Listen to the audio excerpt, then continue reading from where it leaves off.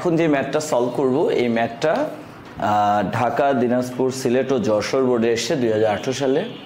তার মানে এটা একটা সম্মিলিত বোর্ডের কোয়েশ্চেন, হ্যাঁ, অনেকগুলো বোর্ডে একসাথে এই ম্যাথটা এসছে, সো অনেক ইম্পর্টেন্ট, হ্যাঁ, এবং বেশ ভালো একটা ম্যাথ। তো আমরা ম্যাথটা সলভ করব।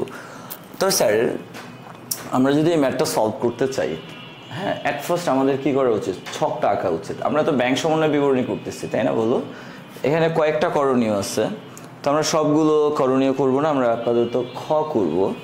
খ হলো ব্যাংক সমন্বয় বিবরণী তৈরি করো, হ্যাঁ, ব্যাংক সমন্বয় বিবরণী তৈরি করো। তো আমরা এখন একটা ব্যাংক সমন্বয় বিবরণী করব। ওকে, তাহলে ব্যাংক সমন্বয় বিবরণী আমরা ছকটা আঁকি। খ, এটা কার বলো তো? সমীহ রহমান, তাই না? সমীহ রহমান এর ব্যাংক সমন্বয় বিবরণী।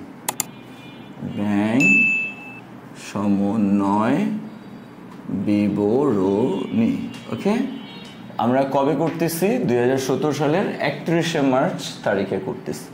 তাহলে আমরা এখানে লিখতে পারি 2017 সালের 31 মার্চ তারিখের জন্য। ওকে স্যার, এবার আমরা এক কাজ করি, আমরা ছক আঁকি। হ্যাঁ,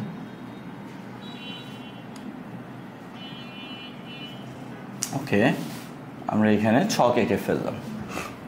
বিবরণ টাকা টাকা, বিবরণ টাকা টাকা। ওকে, প্রথমে ম্যাথটা পড়ে দেন ছক আঁকতে পারো, বা আমি আগেই ছকটা এঁকে নিলাম সুবিধার জন্য। ওকে, এবার আসো আমরা ম্যাথ পড়ে স্টার্ট করি। তো আমাদের ম্যাথে কি বললো? পাস বই অনুযায়ী ব্যাংক জমার উদ্বৃত্ত 44,400 টাকা। পাস বই, এটার আরেকটা নাম কি? ব্যাংক বিবরণী, রাইট? ব্যাংক বিবরণীকে আমরা কি বলি স্যার? স্যার পরে লিখো প্লিজ, বাদ দাও, কপারেট করো আমার সাথে। আর যখন ছক আঁকবা, এটা একই স্কেল, এটা একই স্কেল, পুরো জায়গাটাই হবে বিবরণ। বিবরণটা অনেক বড় হবে, পুরো পেজটাই কি হবে? বিবরণ। জাস্ট এক স্কেল টাকা, দুই স্কেল কি হবে? 2টা টাকা। অনেকে কি করে জানো? সমান 3 ভাগ করে দেয়। এরা নাথিং বাট মদন। বিবরণ অনেক বড় করতে হবে, হ্যাঁ। আর এক স্কেল টাকা টাকা, 2টা টাকা 2 স্কেল হবে, হ্যাঁ, বাকি পুরোটাই বিবরণ হবে।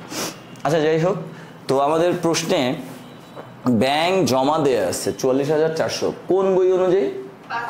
পাস বই অনুযায়ী। তাহলে বলো তো, আমি আর কিছু না পড়ে, আর আমি কিছুই পড়বো না, আমি কি ডিসিশন নিব বলো?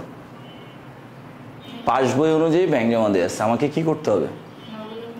নগদান বই মোতাবেক ব্যাংক জমা বের করতে হবে, তাই না? এর চেয়ে ইজি আর কিছু হয়? নো। তাহলে আমরা ব্যাংক সমন্বয় বিবরণী কয়ভাবে করি? 3 ভাবে।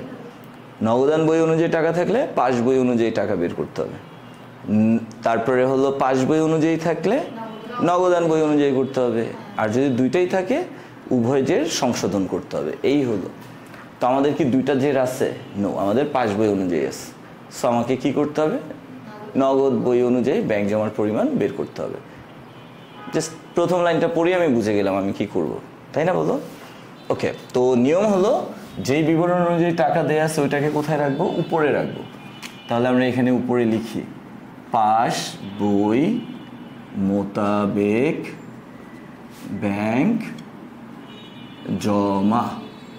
পাস বই মোতাবেক ব্যাংক জমা কত টাকা স্যার? 44,400 টাকা লিখলাম।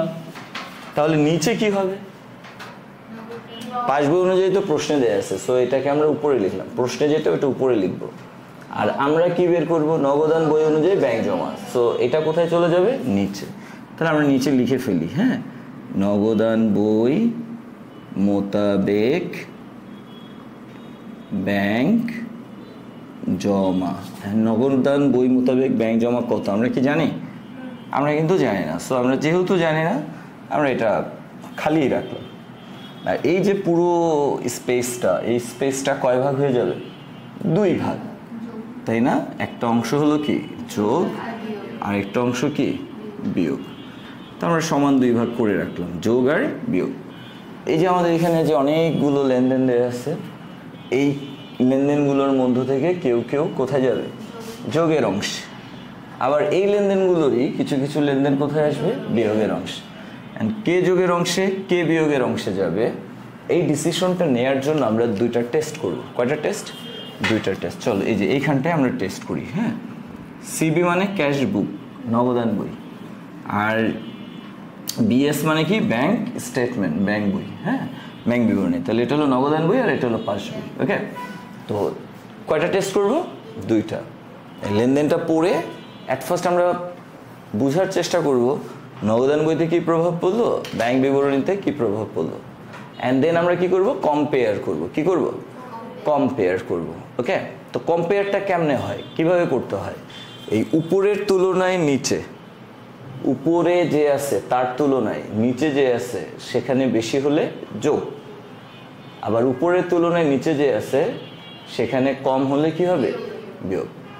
তাহলে উপরের তুলনায় নিচে, তাহলে উপরে কে? পাস বই, নিচে কে আছে? তা আমরা পাস বইয়ের তুলনায় নগদান বই এভাবে চিন্তা করব না? তার মানে নগদের তুলনায় পাস বই এভাবে চিন্তা করব? এই অ্যারোটা ঠিক আছে না? পাস বইয়ের তুলনায় নগদান বইতে বেশি হলে যোগ, কম হলে বিয়োগ। তার মানে আমার কম্পেয়ারটা এইভাবে হবে, পাস বইয়ের তুলনায় নগদান বইতে বেশি হলে যোগ, কম হলে। আর আমি যদি নগদান বইয়ের তুলনায় পাস বইতে বেশি হলে যোগ, কম হলে বিয়োগ, এইভাবে মানে করি, তাহলে যা যোগে বসার কথা সব বিয়োগে চলে যাবে, যা বিয়োগে বসার কথা সব যোগে চলে যাবে। ওকে স্যার, এটা হলো বিগিনার যারা, তাদের জন্য। তুমি তো এখন লার্নার, এখন তো বিগিনার, সো তুমি এরকম 5-7টা এরকম রাফ করে করে করো, এরপর আর তোমার রাফ টাফ লাগবে না। বাট স্টার্টিংয়ে দেখা যাচ্ছে রাফ করে নেওয়াটা কি বেটার। আবার পরীক্ষার হলে কিন্তু অনেক সময় তুমি কি থাকবা, মানে হাইপার থাকবা, রাইট? তখনও রাফ করে যদি সময় মেনটেন করতে হবে, রাফ করে নেওয়াটা কি বেটার, তাহলে আর তোমার ভুল হবে না। ওকে, আচ্ছা, তো চলো আমরা 2 নম্বর লেনদেনটা পড়ি। এক তো বসাই ফেললাম, দুই বলা হলো 3000 টাকার একটি প্রাপ্য বিল 2400 টাকায় ব্যাংকে বাট্টা করা হয়েছে। মেয়াদ শেষ হওয়া বিলটি প্রত্যাখ্যাত হয়েছিল, যার জন্য নগদান বইতে কোনো দাখিলা দেওয়া হয়নি। একটু ক্রিটিক্যাল কথা, রাইট? ধরো এটা একটা বিল, এই বিলটার মূল্যগত 3000 টাকা। ওকে, তো আমরা এই বিলটাকে ব্যাংকের কাছে বাট্টা করেছি, মানে কি ব্যাংকের কাছে বিক্রি করে দিয়েছি। মানে কি এটার একটা কাহিনী আছে, তোমরা হয়তো অনেকেই জানো না কাহিনীটা। আমরা কারো কাছে যদি ধারে পণ্য বিক্রি করি বা আমরা কাউকে যদি ধারে সেবা দিই,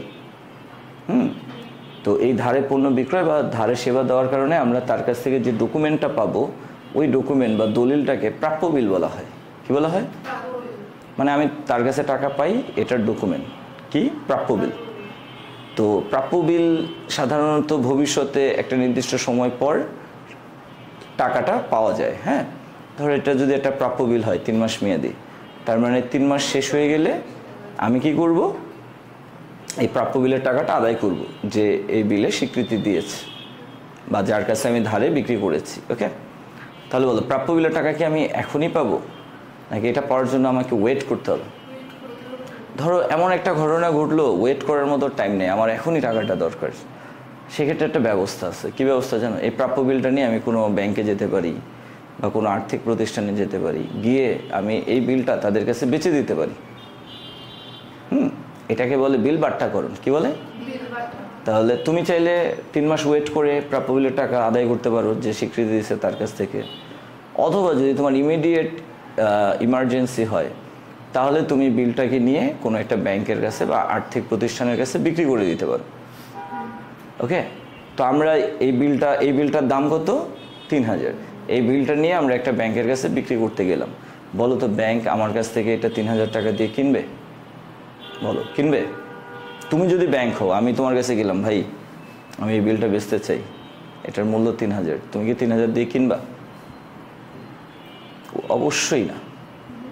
কেন বলো তো? কারণ তুমি আমার কাছ থেকে বিলটা কিনলা, তো মানে মেয়াদকাল শেষে তুমি আদায় করবা কত? 3000। ওকে, আর আমার কাছ থেকে কিনলাও কত দিয়ে? তো তোমার লাভ কি? তুমি কি সমাজসেবা করতে বসছো? ভাই ব্যাংক খুবই ডেঞ্জারাস জিনিস। কমার্শিয়াল ব্যাংক বুঝো? কমার্শিয়াল বলো না অনেক সময়, এই লোকটা ভাই অনেক কমার্শিয়াল, বলো না? ফ্রিতে কিছুই করে না, 1 গ্লাস পানি খাওয়াইলেও কয় 2 টাকা দেন।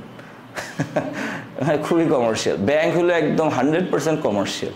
পৃথিবীর সবচেয়ে বেশি কমার্শিয়াল হলো কমার্শিয়াল ব্যাংক, এর নামই কমার্শিয়াল ব্যাংক, বাণিজ্যিক ব্যাংক। বুঝছো তো? কমার্শিয়াল ব্যাংক বা বাণিজ্যিক ব্যাংক এই যে তোমার বিলটা কিনবে তোমার সেবা করার জন্য, নো, লাভ করার জন্য, মুনাফা করার জন্য। তাহলে এই 3,000 টাকার বিলটা নিয়ে তুমি যখন কমার্শিয়াল ব্যাংকে যাবা, কমার্শিয়াল ব্যাংক কিন্তু তোমাকে 3,000 টাকা দিবে না। ব্যাংক কী করবে? তোমাকে কিছুটা কম টাকা দিবে। কত দিছে? 2400। কত দিছে? তাহলে আমরা এই 3,000 টাকার বিলটা ব্যাংকের কাছে বিক্রি করেছি কত টাকায়? এটা কি বলে? বিল বাট্টাকরণ। কি বলে? তাহলে আমরা যদি আমাদের কোনো প্রাপ্য বিল ব্যাংকের কাছে ফেস ভ্যালু যা বা বিলের মূল্য যা তার চেয়ে কম দামে বেচে দিই, এই কাজটাকে কি বলা হয়? বিল বাট্টাকরণ। তার মানে আমরা বিলটা বিক্রি করে কয় টাকা পেয়েছি বলো তো? ওয়ালাইকুম আসসালাম। আচ্ছা, বিল বিক্রি করে আমরা কয় টাকা পেয়েছি বলো? 2400 টাকা। বিল বিক্রি করে আমরা পেয়েছিলাম কত? 2400 টাকা পেয়েছিলাম, রাইট? নাকি 3,000 পেয়েছি? নো, কত পেয়েছি? বিল বাট্টা করে পেয়েছি 2400 টাকা। আচ্ছা, বিলটা আমি বাট্টা করেছিলাম, এটা হলো অতীত। বর্তমানে কি হয়েছে? 3 মাস শেষ বা বিলের মেয়াদ শেষ। ব্যাংক এখন এই বিলের টাকাটা আদায় করতে গেছে। তো যে বিলে স্বীকৃতি দিয়েছে, অর্থাৎ যার কাছ থেকে টাকাটা আদায় করার কথা, ব্যাংক গিয়ে হয়তো তারে খুঁজে পায়নি, বা ওই লোক হয়তো ব্যাংকে টাকা পরিশোধ না করেই পালাইছে। তার মানে বিলটা এখন কি হয়ে গেছে? বাতিল, প্রত্যাখ্যাত হয়ে গেছে। কি হয়েছে? এখন বলো তো ব্যাংক কি করবে? আমাদের ধরবে। বললাম না যে কমার্শিয়াল ব্যাংক ডেঞ্জারাস জিনিস। তো এই বিলে যে স্বীকৃতি দিচ্ছে, ব্যাংক যদি ওরে খুঁজে না পায় তাহলে নির্ঘাত ব্যাংক এসে ধরবে কাদেরকে? আমাদেরকে। এখন এই বিলের টাকা ব্যাংক কার কাছ থেকে মানে সংগ্রহ করবে? আমাদের থেকে। এখন বলো তো, আমরা ব্যাংকের কাছে বিলটা বিক্রি করেছিলাম কত টাকায়? আমরা পেয়েছিলাম কত টাকা? এখন ব্যাংক এসে আমাদের থেকে আদায় করবে কত? ইয়েস। কেউ যদি ভেবে থাকো ব্যাংক এসে আমাদের থেকে 2400 আদায় করবে, সে কিন্তু সোজা কথা, ওই লোকের থেকে যা আদায় করার কথা ছিল তাই আমাদের থেকে আদায় করবে। বুঝছো? ওকে, আচ্ছা, তাহলে এবার আসো আমরা এই ঘটনাটা আবার পড়ি। হ্যাঁ, তাহলে এটা একটা বিল, না 3,000 টাকা দামের বিল, যেটা আমরা ব্যাংকের কাছে 2400 টাকায় বিক্রি করেছিলাম, মানে এটা অতীতের কথা। তার মানে আমাদের অ্যাকাউন্টে টাকা জমা হয়েছিল, কিন্তু মেয়াদ শেষ হওয়ায় বিলটি প্রত্যাখ্যাত হয়েছে। এখন তোমরাই বলো, এখানে ঘটনা কয়টা দেয়া আছে? 1, আমরা বিল বাট্টা করেছিলাম, আর 2, মেয়াদকাল শেষে বিলটা কি হয়েছে? প্রত্যাখ্যাত হয়েছে। কয়টা ঘটনা? এই দুইটার মধ্যে প্রিভিয়াস কোনটা? বাট্টা করেছিলাম। লেটেস্ট কোনটা? প্রত্যাখ্যাত হয়েছে। দুটোটা ঘটনাকে আমরা এখানে কনসিডার করব না, আমরা করব লেটেস্টটাকে। কাকে? অর্থাৎ বিল প্রত্যাখ্যাত হয়েছে। কি স্যার? তো বিল যদি প্রত্যাখ্যাত হয়, মানে আমাদের বাট্টাকৃত বিলটা যদি প্রত্যাখ্যাত হয়, তাহলে ব্যাংক কি করবে? এই বিলের টাকা আমাদের অ্যাকাউন্ট থেকে কেটে রাখবে। তার মানে ব্যাংক আমাদের অ্যাকাউন্ট থেকে 3,000 টাকা কমিয়েছে। এই লেনদেনটার দ্বারা কি প্রভাব পড়ছে? ব্যাংক, আচ্ছা, টাকাটা কে কমাবে? ব্যাংক কমাবে না? কে কেটে রাখবে? ব্যাংক কেটে রাখবে। তো ব্যাংক যদি আমাদের অ্যাকাউন্ট থেকে টাকা কমে রাখে, তাহলে ব্যাংক বিবরণী থেকে কয় টাকা কমিয়েছে? বাট আমরা এটা জানি না, আমরা নগদানভুক্ত করি নাই। নগদান বই থেকে আমরা কমিয়েছি না। তাহলে 2 নাম্বার লেনদেনটার কারণে নগদান বইতে কি প্রভাব পড়লো? কিছুই হয়নি। ব্যাংক বিবরণীতে কি প্রভাব পড়লো? 3,000 টাকা কমছে। তাহলে পাস বইতে 3,000 টাকা কমেছে, কিন্তু নগদান বইতে কোনো টাকা কমে নাই। আমরা এইভাবে চিন্তা করবো, পাস বইতে কমেছে আর নগদান বইতে বেড়েছে, কিছুই হয় নাই বলবো না। তাহলে তো আবার তুমি কম্পেয়ার করতে পারবে না। কম্পেয়ার করার ভাষাটাই আবার শিখতে হবে আমাদেরকে। ব্যাংক পাস বইতে কমেছে, নগদান বইতে কমে নেই। নগদান বইতে কমে নেই, পাস বইতে কমেছে। এইভাবে চিন্তা করতে হবে যে পাস বইতে কমেছে কিন্তু নগদান বইতে কমে নাই। তাহলে নগদান বইতে কমে নাই, আমরা আসি কোথায়? পাস বইতে। আমরা আসি কোথায়? পাস বইতে। তাহলে আগে পাস বইয়ের অবস্থা চিন্তা করো। পাস বইতে কি হয়েছে? কমেছে। আর নগদান বইতে? তাহলে পাস বইতে কমেছে বাট নগদান বইতে কমে নাই। তাহলে পাস বইয়ের তুলনায় নগদান বইতে বেশি আছে না কম আছে? বেশি আছে। তাহলে কি আছে স্যার? বেশি আছে। কত বেশি আছে? 3,000 বেশি আছে। আর বেশি থাকলে কোথায় যাবে? যোগে। তাহলে আমরা এই 2 নাম্বার লেনদেনটা যোগে বসাবো 3,000। 1 মিনিট। এখন আমরা বিবরণটা কি লিখবো? বাট্টাকৃত বিল প্রত্যাখ্যাত হলো। আচ্ছা, প্রত্যাখ্যাত বাট্টাকৃত বিল প্রত্যাখ্যাত হলো যা নগদানভুক্ত হয়নি, যা নগদানভুক্ত হয়নি। বুঝতে পারলাম স্যার? এবার আমাকে বলতে পারো কোয়েশ্চেন কি? স্যার ওই যে 3000 টাকা একটা প্রাপ্ত বিল থেকে 2400 টাকা ব্যাংকে বাটা করা হয়েছিল, আপনি বললেন না যে টাকা হবে তার থেকে কম টাকায় মানে ব্যাংকে করে, তাইলে মানে ব্যাংক 3000 টাকা কেন দিবে? মানে আরে ভাই, আমরা ব্যাংকের কাছে বিলটা বেচে দিয়েছিলাম কয় টাকায়? 2400 ব্যাংক 2400 টাকা দিয়ে কেন কিনেছিল? কারণ মেয়াদকাল শেষে ব্যাংক 3000 আদায় করবে। মেয়াদকাল শেষে চেকটা প্রত্যাখ্যাত হয়েছে বা বিলটা প্রত্যাখ্যাত হয়েছে, তো যার কাছ থেকে আদায় করার কথা ব্যাংক কি তার কাছ থেকে আদায় করতে পারছে? এই যে পারে নাই, তার মানে বিলটা কি হয়েছে? প্রত্যাখ্যাত হয়েছে। এই কারণে ব্যাংক কি করবে? আমাদের কাছ থেকে টাকাটা কেটে নেবে। কেন? কারণ আমরাই তো ব্যাংকের কাছে বিলটা বেচেছিলাম। তার মানে ব্যাংক ফার্স্টে ট্রাই করবে মানে যে বিলে স্বীকৃতি দিয়েছে তার থেকে টাকা আদায় করার। সে যদি না দেয় তাহলে যেহেতু আমরা ব্যাংকের কাছে বিক্রি করছি বিল, সো ব্যাংক আমাদের থেকে টাকাটা, আমি তো এটাই বুঝাইলাম, প্রাপ্য বিল বুঝালাম না, যে আমরা ধারে বিক্রি করলে বা সেবা দিলে হ্যাঁ তার কাছে আমরা টাকা পাবো, এই মর্মে যে স্বীকৃতি বা দলিল, এটা কি প্রাপ্য বিল বলে। এটা হস্তান্তরযোগ্য ঋণের দোষ, এটাকে চাইলে বেচা যায়। আচ্ছা, এবার আসো 3 নাম্বারটা কি বলছে দেখো। সমীয় রহমান ব্যক্তিগত প্রয়োজনে ব্যাংক হতে 2000 টাকা উত্তোলন করেছে কিন্তু নগদানভুক্ত হয় নাই। আচ্ছা, এই ব্যবসাটা কার বলো তো? সমীয় রহমানের। তো সমীহ রহমান সে ব্যক্তিগত প্রয়োজনে অর্থাৎ নিজের প্রয়োজনে ব্যাংক থেকে 2000 টাকা উত্তোলন করছে। আমরা তো আর সমীয় রহমান না, আমরা তো ব্যবসা, আমরা নিজেদেরকে কি মনে করব? ব্যবসা। সমীয় রহমান কি? মালিক। তো মালিক তার নিজের জন্য যদি ব্যাংক থেকে টাকা উঠায়, বলো তো ব্যাংক কি করবে? ব্যাংক বিবরণী থেকে টাকা কমিয়ে দিবে না? তাহলে ব্যাংক বিবরণী থেকে 2000 টাকা কমিয়ে দিল, কিন্তু এটা নগদানভুক্ত হয় না, আমরা জানি না। আমরা কি এটা নগদান বইতে কমাইছি? আচ্ছা, তাহলে বলো 3 তারিখের লেনদেনের কারণে ব্যাংক বিবরণীতে কি প্রভাব পড়লো? 2000 টাকা কমছে, কিন্তু নগদান বইতে কমে নাই। এখন কম্পেয়ার করি, ব্যাংক বিবরণীতে কমছে কিন্তু নগদ বিবরণীতে কমে নাই, তাহলে ব্যাংক বিবরণীর তুলনায় নগদ বিবরণীতে বেশি আছে, রাইট? কত বেশি আছে? 2000 টাকা বেশি আছে। আর বেশি থাকলে কোন অংশে? তাহলে আমরা আবারও যোগে বসাবো, তাই না? 3 মালিক কর্তৃক ব্যাংক হতে উত্তোলন, রাইট? মালিক কর্তৃক ব্যাংক হতে উত্তোলন যা নগদানভুক্ত হয়নি। কয় টাকা স্যার? 2000 টাকা হলো। আচ্ছা, 2 গেল, 3 গেল, এবার 4 বলছে চেক কাটা হয়েছে। আচ্ছা, আমরা যদি কাউকে চেক ইস্যু করি অর্থাৎ কাউকে চেকের মাধ্যমে টাকা পরিশোধ করি, এটা কি ইস্যুকৃত চেক বলে বা চেক কাটা বলে, কিন্তু ভাঙানো হয় নাই। অর্থাৎ যেই ব্যাটারে চেক দিছে ও একটা অলস, ও এখনও চেক নিয়ে ব্যাংকে গিয়ে টাকা উঠায় নাই। ওকে, তারপরে চেক ইস্যু করা হয়েছে কিন্তু ব্যাংক থেকে এখনো টাকাটা উঠায় নাই যাকে আমরা চেক ইস্যু করেছি। ওকে, তো আমরা তো একটা নিয়ম জানি যে আমরা যখনই কাউকে চেক ইস্যু করব, কাউকে চেক দিব, সাথে সাথে আমরা নগদান বই থেকে টাকা কমিয়ে দিব। তাহলে দেখো 4 তারিখে আমরা কি করেছি? এই যে চেক কেটেছি কত? 11400 টাকা।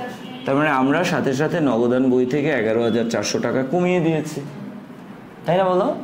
বাট ওই ব্যাটা কি এখনো চেকটা ভাঙাইছে? অর্থাৎ ব্যাংকে কি চেকটা উপস্থাপন করছে না?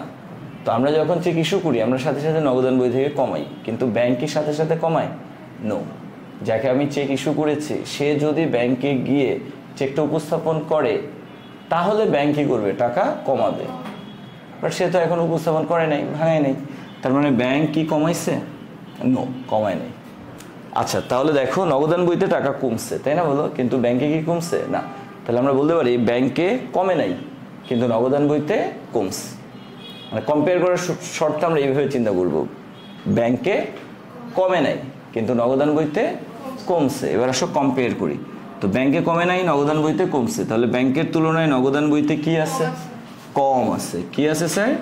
কম আছে। ব্যাংকে যা আছে নগদান বইতে তার তুলনায় কম আছে। কত কম আছে? 11,400, তাহলে এটা কোথায় বসবে? বিয়োগে বসবে। তাহলে আমরা এটা বিয়োগে বসাই দিই 4। কি লিখবো আমরা? চেক কাটা হয়েছে কিন্তু ভাঙানো হয় নাই,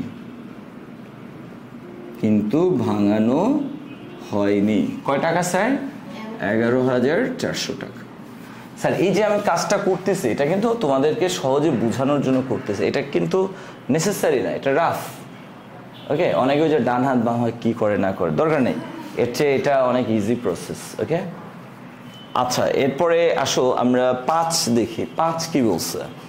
ব্যাংক কর্তৃক 6,600 টাকার একখানা বিলের বিপরীতে 6,000 টাকা আদায় হয়েছে, কিন্তু উক্ত বিলের সম্পূর্ণ মূল্য দ্বারা নগদানভুক্ত হয়ে। সিম্পলি বোঝার চেষ্টা করো।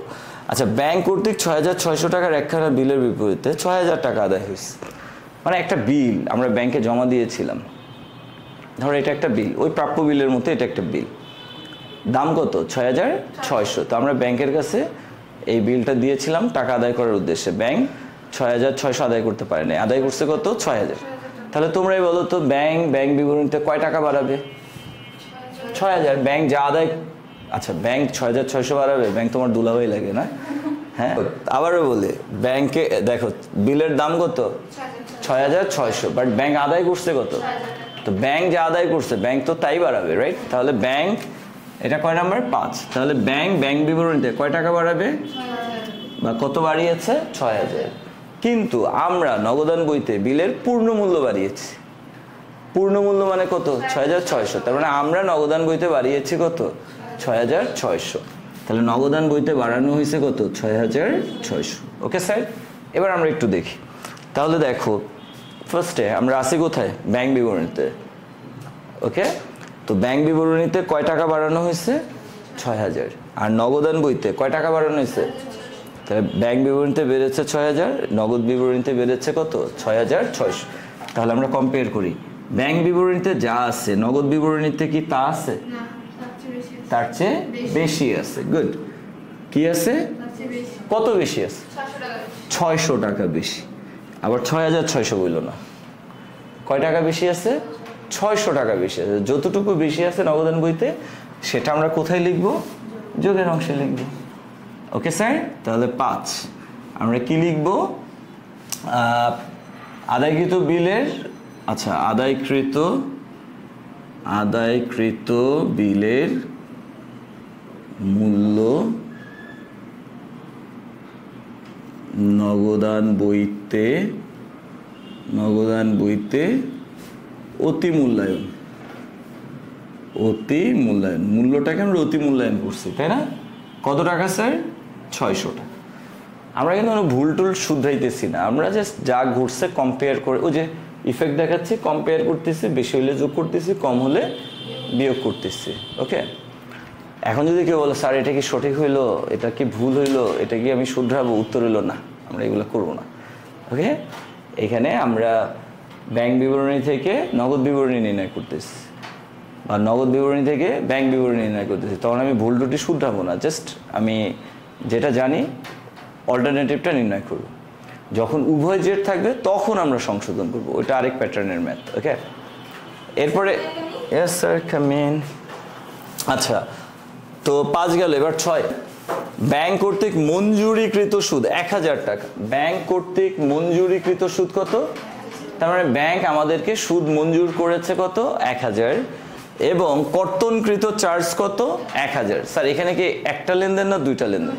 তো যেহেতু দুইটা লেনদেন আমাকে দুইবার চিন্তা করতে হবে। হ্যাঁ, যা নগদানভুক্ত হয়নি, এই কথাটা হয়তো মিসিং হয়ে গেছে, যা নগদানভুক্ত হয়নি, এখানে যা নগদানভুক্ত হয়নি কথাটা আছে। হ্যাঁ, বুঝছি। তাহলে ব্যাংক যদি আমাদেরকে সুদ মঞ্জুর করে তাহলে ব্যাংক কি করবে? আমাদের অ্যাকাউন্টে টাকা বাড়াবে, কিন্তু নগদানভুক্ত হয়নি, আমরা কি বাড়িয়েছি? নো। তাহলে 6 নাম্বার লেনদেনটা দেখো, ব্যাংক সুদ মঞ্জুর করছে, তো ব্যাংক মঞ্জুর করলে ব্যাংক আমাদেরকে দিবে, আর আমাদেরকে দিলে ব্যাংক বিবরণীতে কি করবে? টাকাটা বাড়াবে। তার মানে ব্যাংক 1,000 টাকা বাড়িয়েছে, রাইট? কিন্তু আমরা কি বাড়িয়েছি? না। নগদান বইতে কি বাড়ছে? না। তাহলে বলো ব্যাংক বিবরণীতে কি বাড়ছে, কিন্তু নগদ বিবরণীতে?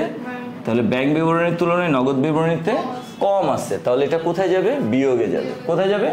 বিয়োগে, তাহলে আমরা বিয়োগের অংশে 1000 টাকা লিখবো, রাইট? আমরা এখানে কি লিখবো? 6 ব্যাংক মঞ্জুরকৃত সুদ, রাইট? ব্যাংক মঞ্জুরকৃত সুদ নগদানভুক্ত হয়নি, নগদানভুক্ত হয়নি, ব্যাংক মঞ্জুরকৃত সুদ নগদানভুক্ত হয়নি। বুঝছো স্যার? আচ্ছা, এখানে জায়গা শেষ, আমি এইখানটায় আরেকবারে আসি। হ্যাঁ, 6, এটা 6 ছিল না? আচ্ছা, 6-এর তো আরও একটা আছে, রাইট? কি? ব্যাংক কর্তৃক চার্জ কর্তন করা হয়েছে কত? 1000, যা নগদানভুক্ত হয়নি। তো ব্যাংক যদি চার্জ কর্তন করে তাহলে ব্যাংক কি আমাদেরকে টাকা দিবে না নিবে? আর নিলে ব্যাংক কি ব্যাংক বিবরণীতে টাকা বাড়াবে না কমাবে? কমাবে। তাহলে ব্যাংক বিবরণীতে কি করছে? টাকা কমাইছে, তাই না বলো? বাট আমরা কি কমিয়েছি? আমরা নগদানভুক্ত করি নাই, তার মানে আমরা কমাইনি। তাহলে বলো আমরা আসি কোথায়? ব্যাংক বিবরণীতে। তো ব্যাংক বিবরণীতে টাকা বাড়ছে না কমছে? কমছে, কিন্তু নগদান বইতে কমে নাই। তাহলে তোমরাই বলো পাস বইয়ের তুলনায় নগদান বইতে বেশি আছে না কম আছে? বেশি আছে। পাস বইয়ের তুলনায় নগদান বইতে বেশি আছে। কত বেশি আছে? 1000। তাই এটা যোগ হবে না বিয়োগ হবে? যোগ হবে। তাহলে আমরা যোগের অংশে কত লিখবো বলো? 1000 লিখবো। তাহলে আমরা কি করবো স্যার? এটা যোগ করবো, রাইট? যোগের অংশে বসাবো। 6 নম্বর কি লিখবো? ব্যাংক কর্তনকৃত চার্জ নগদানভুক্ত হয়নি, নগদানভুক্ত হয়নি, তাই না বলো? ব্যাংক কর্তনকৃত চার্জ নগদানভুক্ত হয়নি। কত? 1000। আচ্ছা, এরপর 7 কি বলছে? ব্যাংক একজন পাওনাদারকে 6000 টাকা পরিশোধ করেছে, যা নগদানভুক্ত হয়নি। আচ্ছা, ব্যাংক একজন পাওনাদারকে কি করছে বলো? 6000 টাকা পরিশোধ করছে। আচ্ছা, আমাদের কোনো পাওনাদারকে ব্যাংক যদি পরিশোধ করে তাহলে ব্যাংক আমাদের অ্যাকাউন্ট থেকে টাকা কমিয়ে দিবে না? তার মানে ব্যাংক বিবরণীতে 6000 টাকা কমিয়েছে, বাট নগদানভুক্ত হয় নাই। আমরা কি নগদান বইতে কমিয়েছি? না। তাহলে ব্যাংক বিবরণীতে টাকা কমছে, বাট নগদ বিবরণীতে কমে নাই। তাহলে ব্যাংক বিবরণীর তুলনায় নগদ বিবরণীতে বেশি আছে, তাই না? এইভাবে কম্পেয়ার করবো না, ব্যাংক বিবরণীতে যা আছে তার তুলনায় নগদ বিবরণীতে বেশি আছে। তাহলে এটা কি হবে স্যার? যোগ। কত টাকা? 6000। এটা কি 7 ব্যাংক কর্তৃক পাওনাদারকে সরাসরি পরিশোধ, তাই না? পাওনাদারকে পরিশোধ। আচ্ছা, জায়গা নাই, যা নগদান বইতে লিপিবদ্ধ হয়নি। ওকে, লাস্ট ওয়ান, ব্যাংক লভ্যাংশ আদায় করেছে। দেখো 8, ব্যাংক লভ্যাংশ আদায় করছে। এই লভ্যাংশ কার লভ্যাংশ? আমাদের, তাই না? আমাদের না হইলে কি এটা এখানে বলতো নাকি? বলতো না। আচ্ছা, ব্যাংক আমাদের হয়ে আমাদের লভ্যাংশ আদায় করছে কত? 6600। তো তোমরাই বলো, ব্যাংক যদি আমাদের লভ্যাংশ আদায় করে তাহলে এই টাকাটা ব্যাংক আমাদের অ্যাকাউন্টে জমা করে দিবে, তার মানে আমাদের অ্যাকাউন্টে ব্যাংক টাকা বাড়াবে। তার মানে ব্যাংক বিবরণীতে টাকা বাড়িয়েছে কত? 6600, কিন্তু নগদানভুক্ত হয় নাই। আমরা কি নগদান বইতে বাড়িয়েছি? তো ব্যাংক বিবরণীতে কি প্রভাব পড়লো? 6600 বাড়লো, আর নগদান বইতে বাড়ে নাই। নগদান বইতে বাড়ে নাই। তাহলে ব্যাংক বিবরণীতে যা আছে সেই তার তুলনায় নগদান বইতে কম আছে। তাহলে এটা যোগ না বিয়োগ? বিয়োগ। তাহলে আমরা বিয়োগের অংশে বসাবো। কত? 6600। আমরা এখানে, ওয়ালাইকুম আসসালাম, আমরা এখানে কি লিখবো বলো? আমরা কি লিখবো? কিছু তো লিখবি। কর্তৃক, ব্যাংক কর্তৃক লভ্যাংশ আদায়, ব্যাংক কর্তৃক লভ্যাংশ আদায় যা নগদানভুক্ত হয়নি। কত? 6600। ওকে, এবার আসো আমরা যোগ করে ফেলি। হ্যাঁ, এগুলোকে যদি যোগ করি, যেমন 3 আর 2 5, 6, 12, 12600, তাই না বলো? আচ্ছা, এই যে 12600, এটার সাথে আমরা এখন 44400-কে যোগ করব। তাহলে 45000, এখানে হবে 57000, রাইট? আবার এগুলাকে যদি যোগ করো তাহলে কত হয়? 12 আর 6, 18000, 19000। কত হয়? 19000।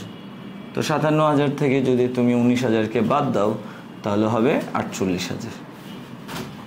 তাই না বলো, নাকি 38,000 হয়? 38,000 টাকা, তাই না বলো?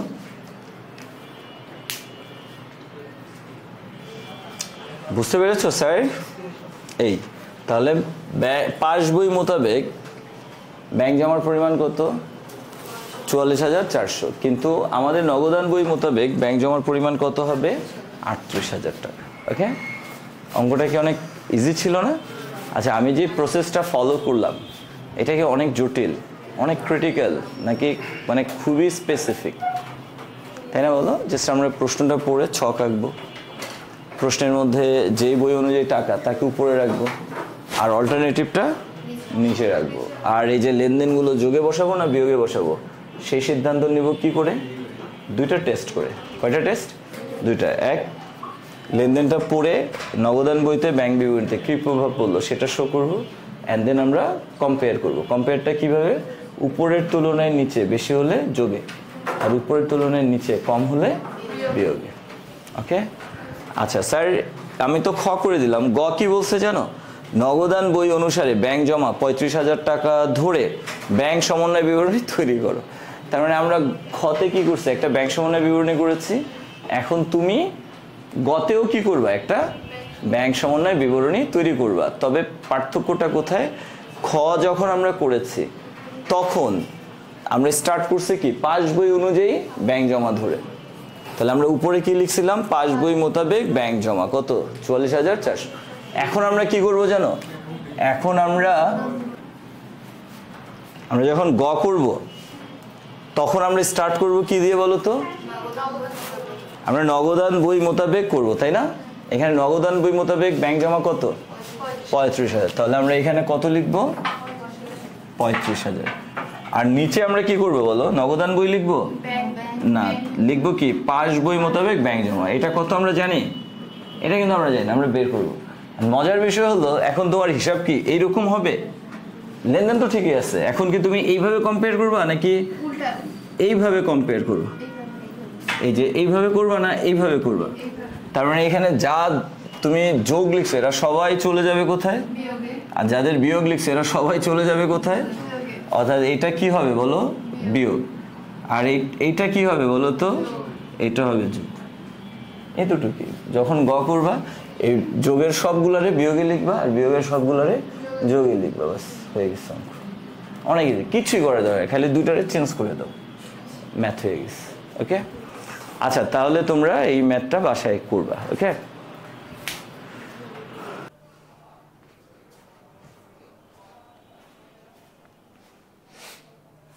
স্যার তো আমরা খ এবং গ করে ফেললাম। খ তো আমি করেই দিলাম, আর গ আমি যেভাবে বুঝিয়েছি ওইভাবে কিন্তু অবশ্যই করবা বাসায়। ওকে, জাস্ট যোগগুলোকে বিয়োগে নিয়ে যাবা, বিয়োগগুলোকে যোগে নিয়ে যাবা। আর আমরা স্টার্ট করেছিলাম খ কি দিয়ে জানো? পাস বই অনুযায়ী ব্যাংক জমা 44,400 দিয়ে। তোমরা কিন্তু পাস বই অনুযায়ী লিখবা না, কি লিখবা? এই যে এখানে যেটা বলছে নগদান বই অনুযায়ী ব্যাংক জমা 35,000, এটা দিয়ে স্টার্ট করবা। ওকে, আর খতে যারা যারা যোগে বসেছে হুবহু তাদেরকে বিয়োগে নিয়ে আসবা, যারা যারা বিয়োগে বসেছে হুবহু তাদেরকে যোগে নিয়ে যাবা। ওকে, এরপরে নিচে কি লিখবা? যেহেতু উপরে নগদান বই অনুযায়ী, সো নিচে কি বসবে? পাস বই অনুযায়ী ব্যাংক জমা। ওকে, তোমরা যোগ বিয়োগ করে যেটা পাবা সেটাই। ওকে, তো এখন আমি ক সলভ করে দিই। ক খুবই ইজি, এটা আমি না করলেও তোমরা পারবা, তাই না বলো? তারপর আমি করে দিই। হ্যাঁ, বিল আদায় এবং বাট্টাকরণ বাবদ মোট কত টাকা ব্যয় হয়েছে? দেখো এখানে দুইটা কোয়েশ্চেন, বিল আদায় বাবদ কত ব্যয় হয়েছে, বিল আদায় বাবদ, এবং বিল বাট্টাকরণ বাবদ কত ব্যয় হয়েছে। কোয়েশ্চেন কিন্তু দুইটা। ওকে, বিল আদায় করার জন্য দেখো এই যে এখানে বিল আদায় করা হয়েছে কোথায় বলো তো? এইখানে বিল আদায় করা হয়েছে এই যে 5 নম্বর। 5 কি বলছে? ব্যাংক কর্তৃক 6,600 টাকার একখানা বিলের বিপরীতে 6,000 টাকা আদায় করা হয়েছে। তাহলে বিল যেটার মূল্য 6,600, বাট ব্যাংক আদায় করছে কত? 6,000। তার মানে এখানে 600 টাকা হয়তো ব্যাংক চার্জ কেটে রাখছে, যেটা আমাদের জন্য ব্যয়। তাহলে আমরা বিল আদায় বাবদ ব্যয় পেলাম কত? 600 টাকা। ওকে, আরেকটা হলো বিল বাট্টাকরণ বাবদ ব্যয় কত হয়েছে। দেখো আমরা একটা বিল বাট্টা করেছিলাম ব্যাংকের কাছে, এই যে 2 নম্বর লেনদেনটা। যে 3000 টাকার একটি প্রাপ্য বিল 2400 টাকায় বাট্টা করা হয়েছে, তাই না বলো? এইটুকু। তাহলে আমরা 3000 টাকা মূল্যের একটা বিল ব্যাংকের কাছে বিক্রি করেছি, বাট্টা করেছি কত টাকায়? 2400 টাকা। তার মানে এইখানেও আমরা দেখতে পাচ্ছি আমাদের 600 টাকা কি হয়েছে? ব্যয় হয়েছে। তাহলে বিলের টাকা আদায় করা বাবদ 600 টাকা আমাদেরকে ব্যয় বহন করতে হয়েছে, এবং বিলটাকে ব্যাংকের কাছে বাট্টাকরণ বাবদ অর্থাৎ ব্যাংকের কাছে বিক্রয় করা বাবদও আমাদেরকে 600 টাকা ব্যয় বহন করতে হয়েছে। ওকে, আমরা যদি ক করে ফেলি আমরা করতে পারি যে বিল আদায় বাবদ ব্যয়, বিল আদায় বাবদ ব্যয় কত টাকা? দেখো 6600 মাইনাস 6000, ওকে, কত হয় এখানে? 600 টাকা। আমরা ছক না করেও সিম্পলি করতে পারি। আর বিল বাট্টাকরণ বাবদ ব্যয়, তাই না? বিল বাট্টাকরণ বাবদ ব্যয়। আচ্ছা, বিল বাট্টাকরণ বাবদ ব্যয় কত? এই যে 3000 টাকা মূল্যের বিল আমরা 2400 টাকায় বাট্টা করেছি, সো এখানে আমাদের ব্যয় হয়েছে 600 টাকা। ওকে, তাহলে এখন 600 যোগ করলে কত? 1200 টাকা। এটাই হলো আমাদের বিল আদায় ও বাট্টাকরণ বাবদ মোট ব্যয়। বিল আদায় ও বাট্টাকরণ বাবদ মোট ব্যয় বা মোট ব্যয়ের পরিমাণ। ওকে, 1200 টাকা হয়ে গেল। এখন তুমি চাইলে এটাকে ছকও করে দিতে পারো, এটা তোমার ইচ্ছা, তুমি ছক করতে পারো। এখানে আমরা কি লিখবো? বিবরণ, আর এখানে কি লিখবো? টাকা। হয়ে গেছে। হ্যাঁ, এটাই হলো ক। হেডলাইন কি দিবা? বিল আদায় ও বাট্টাকরণ বাবদ মোট ব্যয় নির্ণয়। ওকে, তাহলে এইভাবে আমরা কটা করে ফেলতে পারি। ঠিক আছে, আজকে ক্লাস এই পর্যন্তই। আল্লাহ হাফিজ।